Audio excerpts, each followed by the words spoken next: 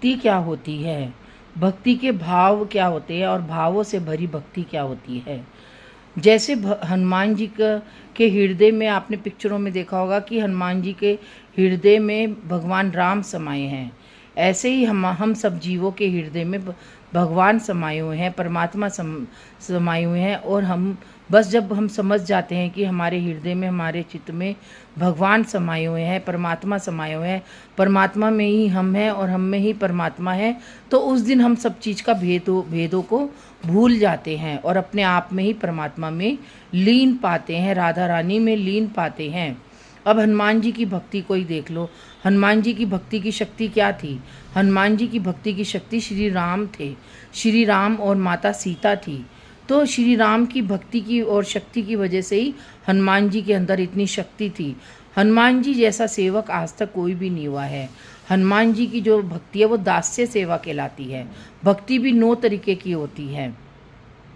तो एक दास्य सेवा कहते हैं, वो सबसे बड़ी भक्ति होती है कि जो भक्त भगवान का दास बनकर भगवान की पूजा करता है, भगवान की भक्ति करता है, भगवान को दास की तरह रहता है उसके चरणों में। आपने देखा होगा कि हनुमान जी हमेशा श्री राम के चरणों में बैठे रहते हैं और निगाह नीची रहती है उनकी निगाह कभी ऊपर नहीं पाई जाएगी। तो हनुमान जी जैसा भक्त नहीं है आज तक भी इस दुनिया में। और हनुमान जी अजर और अमर है।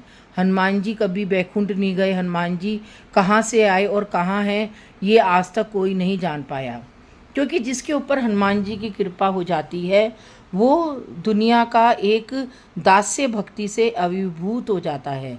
उसके अंदर परमात्मा के प्रति एक दास्य भक्ति का प्रादुर्भाव होता है और वो दास बनकर हमेशा परमात्मा के चरणों में ही अपने आप को रहना चाहता है, परमात्मा के चरणों में ही अपने आप को संलग्न रहना चाहता है।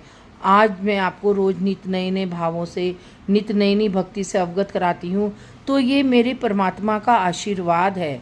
आप लोग सोचते होंगे ये राधा राधा करती रहती है, कृष्ण कृष्ण करती रहती है, गोपियाँ के बारे में बताती है, तो ये कोई साधारण विषय नहीं है। ये बहुत कठिन विषय है और बहुत कठिनता से मिलते हैं हजारों जन्मों की तपस्या के बाद।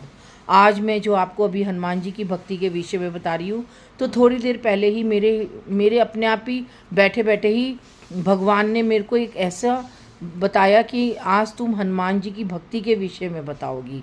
और उसने मुझे बिल्कुल भगवान जी का जो सीना चढ़ के राम जी का दर्शन होते हैं वो साक्षात रूप में दिखाए, तो मैंने आपको उस विषय से अवगत कराया।